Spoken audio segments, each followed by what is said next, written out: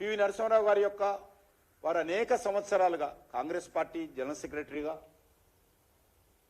కేంద్ర మంత్రిగా, ప్రధానమంత్రిగా, పార్టీ కష్టకాలంలో ఉన్నప్పుడు పార్టీకి దేశానికి సేవలు అందించిన వ్యక్తిగా, ఉభయ తెలుగు రాష్ట్రాల నుంచి మొట్టమొదటి ప్రధానమంత్రిగా అనేక సేవలు అందిస్తే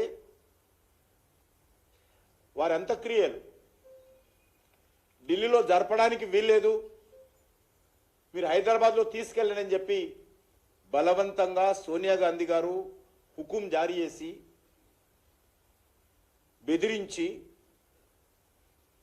చివరకు మృతదేహాన్ని పార్టీ ఆఫీసులో రాకుండా హైదరాబాద్కు పంపించినటువంటి చరిత్ర మనం కళ్ళ ముందు చూశాం. ఆ రకంగా నరసింహారావు గారిని ఒక జాతీయ స్థాయి నాయకుడిగా గుర్తించడానికి కూడా మరి సోనియా గాంధీ అంగీకరించలేదు.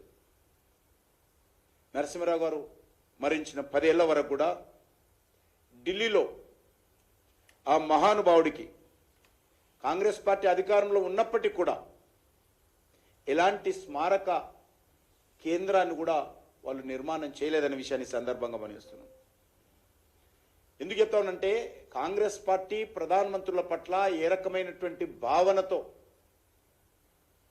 వాళ్ళ సొంత పార్టీకి సంబంధించినటువంటి ప్రధానమంత్రుల పట్ల ఏ రకంగా వివరించిందో మన తెలుగు ప్రజలకు, దేశ ప్రజలకు తెలియాల్సినటువంటి అవసరం ఉంది. 10 సంవత్సరాల వరకు ఏ స్మారకం లేదు. బతుకున్నప్పుడు భారతరత్న తీసుకున్నారు వాళ్ళు. చనిపోయిన తర్వాత పివి నరసింహారావుకి భారతరత్న కాదు, స్మారక కేంద్రం కూడా లేదు. చివరకు 2014లో బాధ్యతలు చేపట్టినటువంటి నరేంద్ర మోడీ గారు 2015లో ఎన్డీఏ ప్రభుత్వం, బీజేపీ ప్రభుత్వం అధికారంలోకి వచ్చిన తర్వాత ఢిల్లీలోని యమునా నది ఒడ్డున ఏకతా స్థల్లో స్మారక కేంద్రాన్ని నరేంద్ర మోడీ గారు ప్రారంభించారు. అంతవరకు అది లేదు వాళ్ళకు. అంతేకాకుండా 2022లో ప్రారంభమైనటువంటి ప్రధానమంత్రి సంగ్రహాలయంలో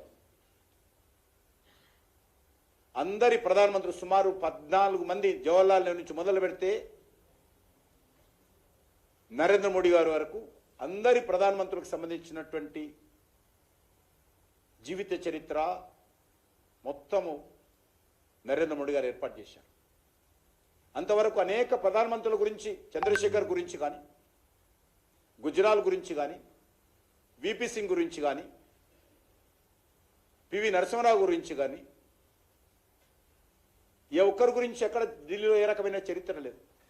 ఈరోజు నెహ్రూ నుంచి మొదలు పెడితే నరేంద్ర మోడీ వరకు, ఇన్క్లూడింగ్ ఇటీవల మరణించినటువంటి మన్మోహన్ సింగ్ గారి జీవిత చరిత్ర కూడా ప్రధానమంత్రి సంగ్రహాలయంలో అద్భుతంగా అంతర్జాతీయ స్థాయిలో నిర్మాణం చేసి ప్రారంభించినటువంటి విషయాన్ని 2022 ఏప్రిల్ 14 డాక్టర్ బాబాసాహెబ్ అంబేద్కర్ జన్మదినం రోజు ప్రారంభించడం జరిగింది. దానికి పివి నరసింహారావు కుటుంబ సభ్యులను కూడా ఆహ్వానించాము. వారందరూ కూడా పాల్గొన్నారు అక్కడ.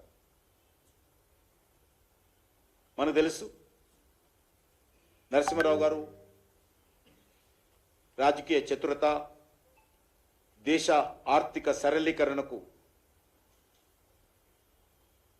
మన్మోహన్ సింగ్ గారు వారు కలిసి ఏ రకంగా సేవలు అందించారో మనకు తెలుసు. వాళ్ళిద్దరిలో అవినాభావ సంబంధము, విడుదలైనటువంటి అనుబంధం ఉంది. ఇద్దరు కలిసి దేశ ఆర్థిక వ్యవస్థను గాడిన పెట్టేటువంటి ప్రయత్నం చేశారు. అటువంటి పివి నరసింహారావు గారిని అడుగడుగున అవమానం చేసినటువంటి చరిత్ర ఈరోజు తెలుగు ప్రజలు ఎప్పుడూ కాంగ్రెస్ పార్టీని క్షమించారని మనం చేస్తా ఉన్నాం. చివరకు పివి నరసింహారావు గారికి భారతరత్న ప్రదానం చేసినటువంటి విషయము నరేంద్ర మోడీ గారి ప్రభుత్వానికి, భారతీయ జనతా పార్టీకి దక్కుతుంది, కానీ కాంగ్రెస్ పార్టీకి దక్కల. ఆ ప్రయత్నం చేయలే.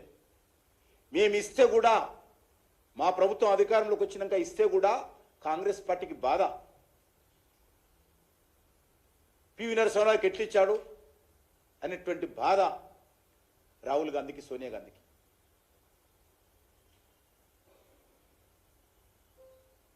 చివరకు రాష్ట్రపతి భవన్లో నేను సాక్ష్యం, అక్కడ వారి యొక్క కుటుంబ సభ్యుడు మా సుభాష్ గారు కూడా సాక్ష్యం. ఢిల్లీలో రాష్ట్రపతి భవన్లో పివి గారి కుటుంబ సభ్యులకు భారతరత్న అవార్డు ఇచ్చే కార్యక్రమానికి సోనియా గాంధీ గారికి, రాహుల్ గాంధీ గారికి ఆహ్వానాలు పంపితే రాలా, వాళ్ళిద్దరు రాలా. మోడీ గారు, అమిత్ షా గారు, నడ్డా గారు, రాజ్నాథ్ సింగ్ గారు, పక్కన ఉపరాష్ట్రపతి గారు, పక్కన ఖడ్గే గారు వచ్చారు. అవార్డు ఇస్తూ ఉంటే నాది ఆ రోజు వేసిన వీడియో ఉంది, అందరూ చప్పట్లు కొడతా ఉన్నాం. ఖడ్గే గారు కనీసం చప్పట్లు కూడా కొట్టే పరిస్థితి లేదు. ఇది కాంగ్రెస్ పార్టీ చరిత్ర.